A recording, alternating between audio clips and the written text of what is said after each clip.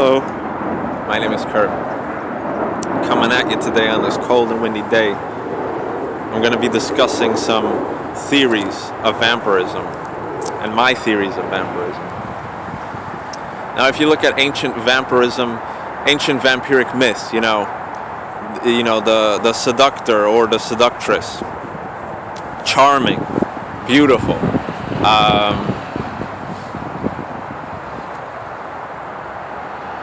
they got something about them that attracts sort of the opposite sex or just attracts people in general. You know, the way they speak, the way they move, they have a natural sort of charm, a natural sort of finesse. Now, there are many theories going around that, like, vampirism is sort of a blood-borne, sort of a genetic type of maybe mutation, I want to say. And if you look at vampire movies or whatever,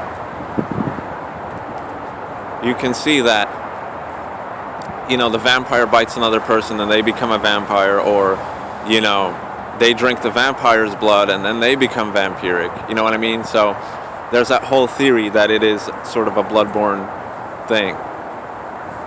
And the person who sort of engages with a vampire and turns into a vampire, like their body could either accept it or refuse it, like speaking on a blood-borne type of level,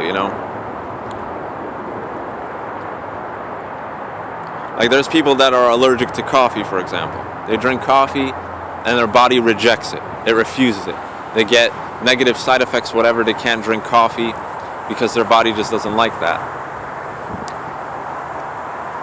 And I feel that if vampirism is a bloodborne type of thing, that similar things happen. You could sleep with a vampiric person and you could start to notice subtle changes, like your body sort of changing, sort of trying to accept it or refuse it. You may get sick a little bit, you might notice something that you never noticed before while having, sexual experiences with like normal people or whatever. Now, getting into that, there's a lot of people that say that the people that you become more like the people you sleep with, right?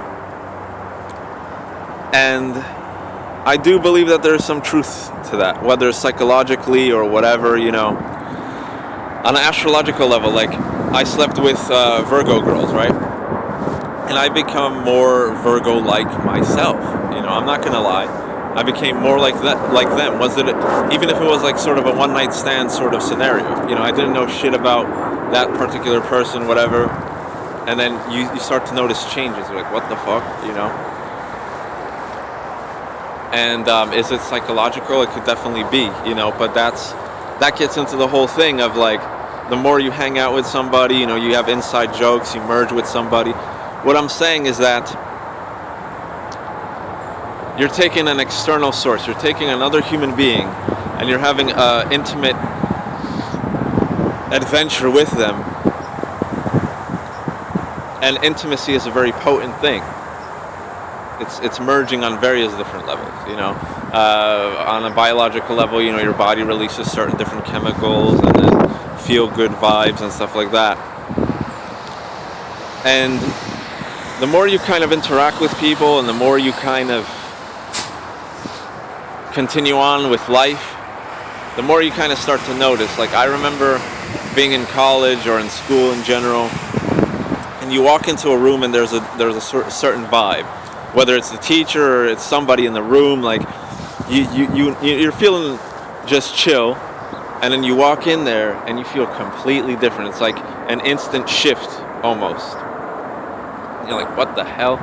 Then you're like, oh, maybe somebody's having a bad day or whatever, but how the fuck would that affect me, I've always kind of felt these things, you sit next to a person and, like, you start feeling like they were feeling shit, you start feeling shit, etc. But the thing with vampiric essence is that it instills the person with a sort of feeling, it's like, it's not necessarily a bad feeling. It's sort of a fascination. You can see somebody walking down the hall or whatever, and you're like, wow, there's something about them. It doesn't have to be necessarily what they dress or what they wear, you know. It's like, wow, that person's interesting, or whatever. And I feel that's what the sort of vampiric essence is about. Is it like getting into psychological sort of things? It's like, it's very difficult for me to describe, like, on a rational sort of level, because I feel it has a lot to do with vibes and just a general feeling that a person has, you know. And vampires have this natural sort of way of attracting everybody.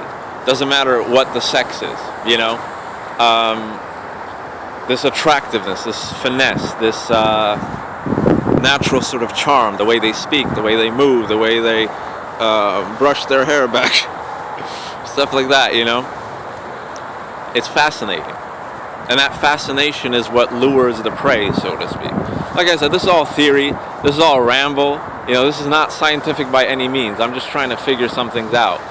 Like I said, I believe that the whole vampiric archetype can be definitely psychological, because when you think about it, it's like, you know, when a person goes through traumas or whatever, they say that, let's say somebody was abused when they were a child. When they grow up, they're more likely to be an abuser themselves, you know, because they were abused and whatever, and then they sort of crave that, you know, whether they want to admit it or not. They like to sort of cause chaos and cause trouble because they were instilled with chaos and trouble in their lives, and that's sort of natural to them. That's what they know. That's what they sort of feed upon, you know. So that's another theory of vampirism. It may occur in sort of traumatic situations, you know. You go through like a traumatic situation, whatever, and whoever instills that traumatic situation upon you, or whether it's, you know, traumatic just in general, it affects you very strongly, and you carry that on throughout your whole life, in your memory, in your everything. It becomes sort of a part of you. So that's sort of another theory I have, sort of like an energetic transference. The abuser, no, the person that abused, the person that is abused becomes an abuser themselves.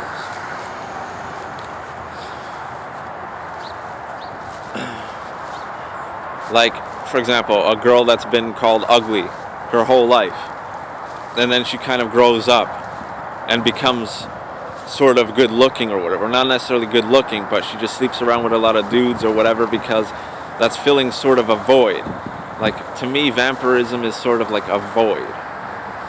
That's why a lot of people is like, oh, I want to like be this, and I'm just researching all this stuff. It's like, oh, can you turn me into a vampire? Can I become more vampiric? They have this whole Hollywood idea of what vampirism is. Is it a blessing? Not necessarily. Is it a curse? Not necessarily. It's a mixture of both. Yes, you can attract attention. Yes, you have charm. Yes, you have this finesse. But what the fuck do you have that for to begin with? To lure in the prey, you know? To seduce the prey. It's all there for sort of, I want to say, like some sort of biological need. Like, you attract these people because they fill a void for you. It's not that you necessarily want to do it. It's not necessarily that you're proud to do it. A lot of vampiric people don't like it. You know, they don't necessarily like attention. You know, they're like hermit type of people. But like, as any human being, you know, or anybody in general, we are all social creatures, you know. Whether you're an introvert or not, you still need some sort of social interaction to just feel kind of better about yourself. Whether it's a 2-minute conversation at the, you know, gas station with the guy, you know, selling you cigarettes or whatever, we feel that need. But what I'm trying to say is that vampiric sort of people, in my theory, need it more than anybody else. This is why they, in the movies or just in general, in modern day vampirism sort of groups, you can see a lot of flamboyant behavior. People get fangs, they dress all like flamboyant, and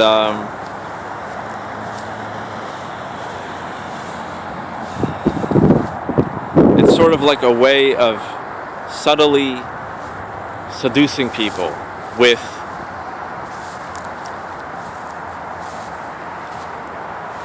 quirkiness, with not necessarily quirkiness, but with something odd. You walk down the street dressed in like all black and you have black eyeliner on or whatever. It's natural that people are going to stare at you, like, what the hell? That's not what people do. Or like, people are becoming more and more accepting of that, but they still stare upon you and they're like, that's pretty interesting. And getting into the whole energy vampirism thing is attention, emotion, all that stuff is energy, so to speak.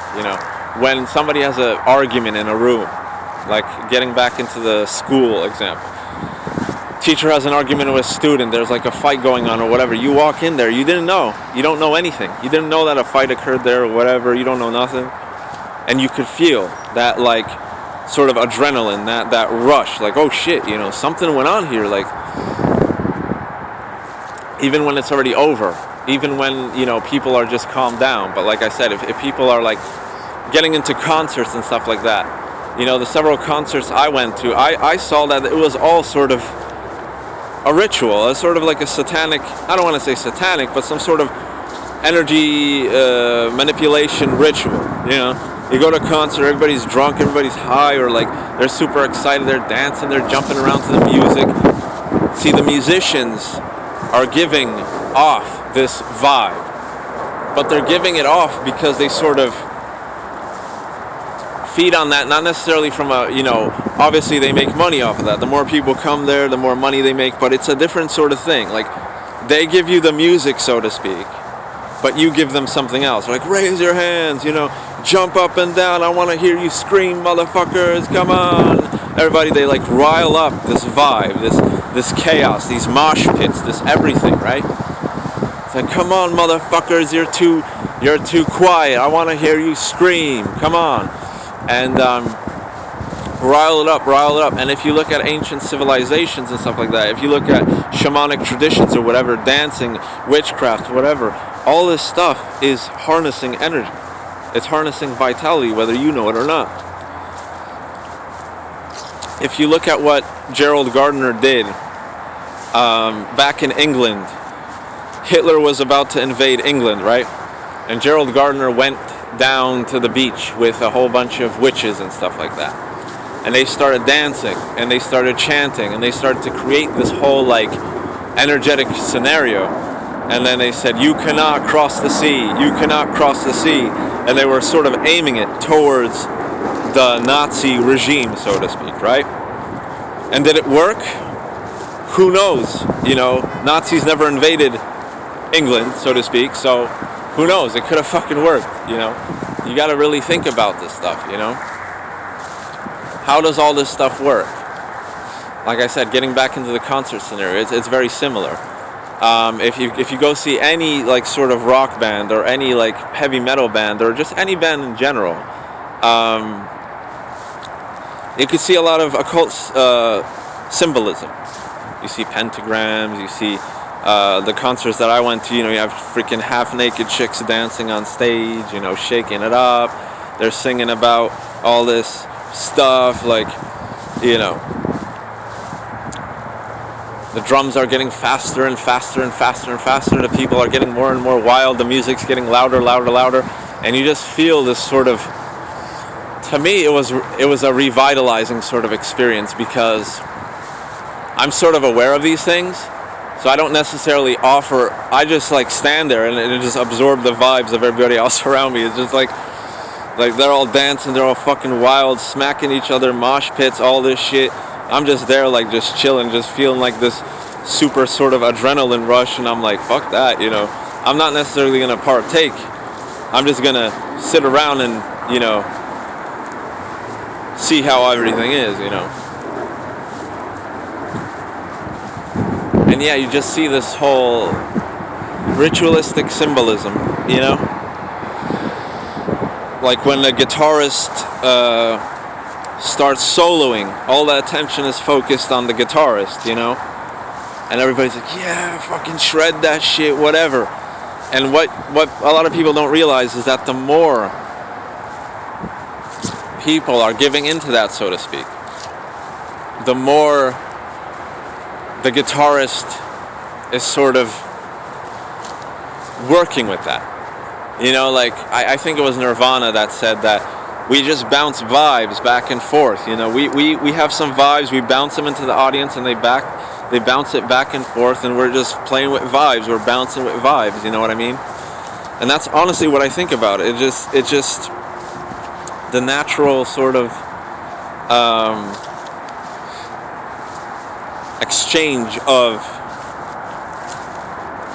vitality, so to speak.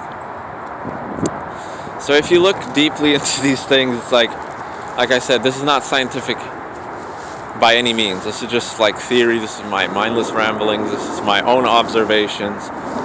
But you can see that it's sort of, it all has that sort of essence in it, So getting back into vampirism, I believe that there's multiple ways. Like if you go to a concert and you're soaking in those vibes and you project those vibes towards the musicians, are you necessarily going to become vampiric yourself? Not necessarily. But like I said, I feel that the musicians have to have some sort of vampiric vibes to them to attract attention. Teenage girls freaking masturbate to them in their fucking bedrooms. These people are fucking like loaded, not only with money, but with beauty and charm and everything. And is that not what vampires were in ancient times? Just rich, sort of immortal, just pompous beings that had everything, So yeah, I definitely feel that, for example, if you're not a vampiric individual and you sleep with sort of a person that is vampiric, I believe that you can it's definitely passed on, even subtly, Transfers through sexual fluids, it transfers through the whole energetic bonding that's occurring, so to speak. Now this may sound very new age, as I've said, but like I said, this is basically my observations, researching various religions and shamanic, various just occult things in general. You could see that it relies on, like when you cast a spell, so to speak, it relies on an input of your energy or the people that are participating, and it is a culmination, it is a combination of all those vibes, and then the high priest or the high priestess or whoever's in charge sort of takes that and projects it towards the goal or something like that. You know what I mean? It's the same thing with masses, Catholic masses. You go there, the priest is the center of focus. Everybody's sitting in the pews, everybody's sitting in the little church benches praying and stuff like that. But the priest is the conductor, and the priest is the primary focus point. And all those people focus all that stuff towards the priest, and the priest's job is to sort of transmute it and grant blessings, or who the hell knows what else. But looking at priests too, are they not sort of vampiric-like as well? They have a pretty simple life, I'm not gonna lie. They get up there, they do a mass, they're fucking loaded with money. They're fucking loaded. Every priest I've known drives a fucking Mercedes convertible, fucking lives there for free, tax-free. They have all the benefits that regular, like, peasants, so to speak, don't have, They could just kick back, eat the best fucking food, do whatever the fuck they want, and they say they're doing it in the name of God or whatever. Oh yeah, I'm a priest, so I'm celibate, and I live, and I have all this fucking money that's coming in through donations, and hey, give us donations, but what the fuck? Churches don't have to pay taxes, Priests live there for free. They're still collecting money, because money is sort of a form of physical energy. This is why I feel that money is very important. Like, a lot of people are like, oh, Kurt, you gotta stop worrying about money, this and that, blah, blah. Bullshit. Dude, bullshit. money is an easy way of fucking life. You know, if you have money, you have good health care. If you have money, you have good food. If you have money, you drive the best fucking cars. If you have money, you have everything in this physical sort of plane. You know what I'm saying? There's nothing that money can't get you out of. If you're rich as fuck and you go to jail, you could fucking bribe people. You could pay that shit off. Oh no, that doesn't exist. That doesn't exist. Bull fucking shit. You know, bull fucking shit. If you got the money, you get an easier time in jail. You know, you could buy cigarettes. You could do whatever the fuck you want. You just have an easier time in general because they know you're rich. And like I said, you could bribe people. You have more privileges. It's the wealthy always have an upper hand. Like I said, this all, I feel, gets into sort of the vampiric archetype.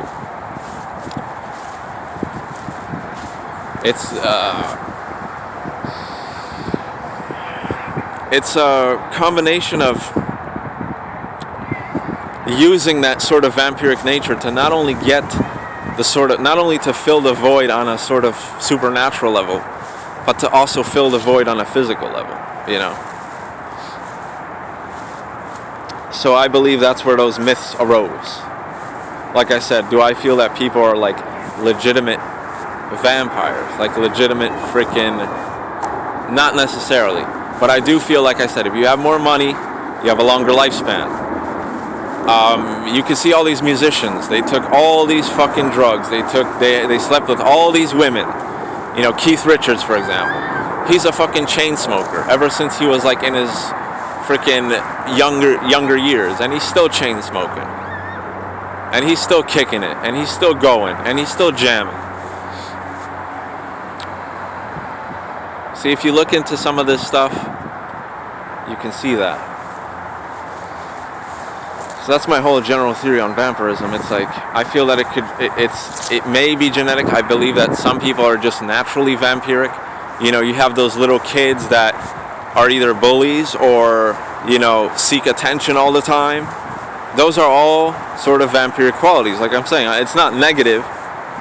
I don't believe in a negative and positive. It just is what it is. Some people are that way, and you cannot change them. You have that like sort of bratty fucking kid that bullies everybody in like preschool or whatever. Why? Is it because of his parents? Is it the way they raise him? Is it all that stuff? Or is it some sort of natural drive? If you left that kid in a room, like the kid was born, you left him in a room, you didn't expose him to any sort of parental stimuli or anything, how would he turn up? How would he naturally go about things? That's what I'm trying to say. What's a person's personal driving force? This is what I believe differentiates vampirism with regular human beings. I don't believe it's any sort of great, grandiose, blessing, romantic bullshit that they fucking show in the movies. It's sort of a suffering. Because you can't live like a regular person. You can't just be like, oh yeah, you know, I'm going to eat 3 meals a day. I'm going to just chill out. I'm going to make a decent living. And, you know, everything will be okay. No, it's always more. You know, you have sex with one girl, you're like, where's the other one? Where's another one? Where's another one? You know, it's sort of like an addiction, whether it's drinking blood or fucking scamming people out of money or whatever. It's all similar. It's just this weird filling of a void, this weird addiction that I cannot necessarily describe. It's an addiction to external senses of external things of stimuli. And it's sort of rough. Because, you know, it's like a never satisfied type of feeling. It's like, oh yeah, I could have sex with this girl, but 20 minutes from now, I wanna have sex again, or I wanna do this or that. You know, you could learn how to transmute that and be more fulfilled. If you find a partner that is very potent and very empowered, so to speak, like you could have sex with them once and you'll be good. You could be celibate for like a month. You're like, I don't need nothing. You know, I'm fine. This person's fucking fantastic. You know, I'm satisfied in every single way. But if you're dealing with regular people here, with mundane, so to speak, it's never satisfactory. It's just this void that's never filled. And as an introverted sort of person, I feel that it could be the most suffering, I say, because extroverts, whatever, they could be like, oh yeah, I'm gonna go to a party, I'm gonna have fun, whatever. But an introvert doesn't want to go to a fucking party, you know? I don't want to go to a fucking party. I want to sit back and fucking read books and just kick back, you know? Have a cute girl just fucking hold you and cuddle you and shit like that, you feel me? But it's like I hate fucking parties, but I attend them because people get fucking drunk, they get smashed, they start arguing. I'm just standing there observing all these things, and it just, in a way, it makes me notice just the basic human nature, you know, like, oh, that's how people are when they're drunk. I'm similar when I'm drunk, whatever, I just do weird, stupid shit, whatever, but you can see how people's animalistic desires come out when they're intoxicated. You know what I mean? And that's even better, because, you know, you go to a fucking party, and there's a bunch of drunk chicks, and they already were hitting on you, so to speak, when they were sober, but now it's just over. They all flock to you. Men, women, everything, dude. Like, guys that are secretly fucking gay come up to you. Oh, I want to suck your dick. Oh, like, what the fuck?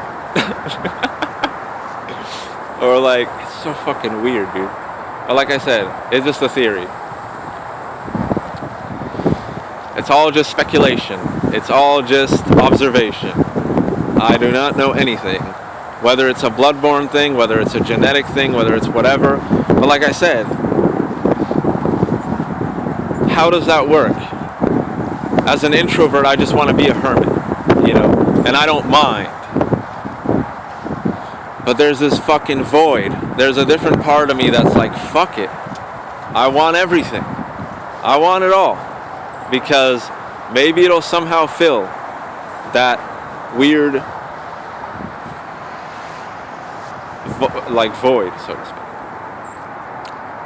So that's it. Just trying to clear some shit up, you know, just talking some BS here, you know. Dismissing the whole Hollywood themes that it's like, oh yeah, vampires are sexual creatures and this and that. Predatory, yes, but not of their own desire, you know, like, I don't necessarily, for example, I don't necessarily want to be promiscuous. I would like to be with one partner forever, a beautiful merging of just two people forever, but there's a different part of me that's like, I need it all. Anyway, I've been rambling too long, guys. Screw this, man. So that's my just general theory. So take it for what it is, you know. Feel free to comment. Feel free to discuss these things. It's a very confusing thing. Can it be psychologically, attention seekers, all this stuff? Sure. But like I said, what I don't understand is, like, if you're not an attention seeker, if you don't want attention, if you don't want any of that shit, but you sort of thrive on it in a weird way, you know?